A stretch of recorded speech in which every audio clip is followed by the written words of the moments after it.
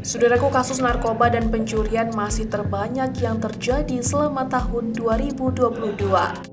Namun demikian, jumlah kasus narkoba dan pencurian dibanding tahun 2021 silam terjadi penurunan selama tahun 2022.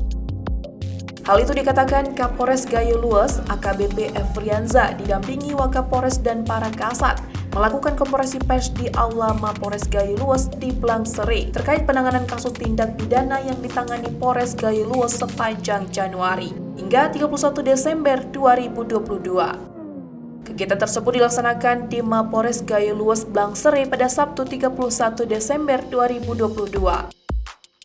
Konferensi pers dipimpin Kapolres Gayo Luas AKBP Efrianza. Bahkan dalam paparannya ada beberapa kasus yang terjadi di sepanjang 2022 menurunkan drastis dibanding tahun 2021. Bahkan hampir semua kasus tindak pidana lainnya yang ditangani menurun di tahun 2022 dibandingkan tahun 2021. Salah satunya adalah kasus narkoba, kasus penggelapan, dan pencurian sepeda motor, serta kasus lainnya. Kapolres Gayo Luas AKBP Efrianza didampingi Wakapolres dan para kasat lainnya pada Sabtu 31 Desember 2022 mengatakan, hampir semua kasus tindak pidana yang terjadi dan ditangani Polres Gayo Luas menurun. Bahkan jumlah kasus kriminalitas pada tahun 2021 terjadi 115 kasus. Sementara di tahun 2022 ada 100 kasus atau turun sebanyak 15%. Selanjutnya begitu juga dengan penyelesaian kasus di tahun 2021 sebanyak 76 perkara. Sedangkan di tahun 2022 hanya ada 63 perkara atau turun 20,63%. Rincian dan perbandingan kasus tindak pidana yang ditangani Polres Gayo Luas tahun 2022, kasus narkoba ditangani sebanyak 22 kasus.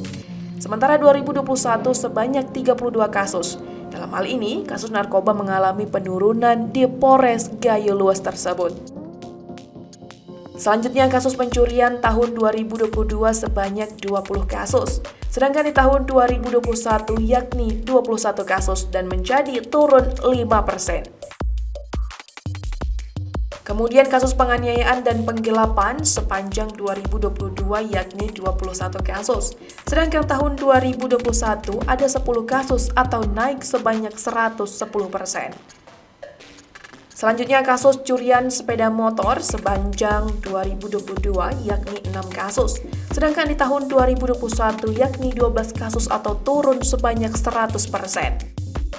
Lalu selanjutnya kasus penipuan di tahun 2022 ada 3 kasus, sedangkan di tahun 2021 ada 13 kasus.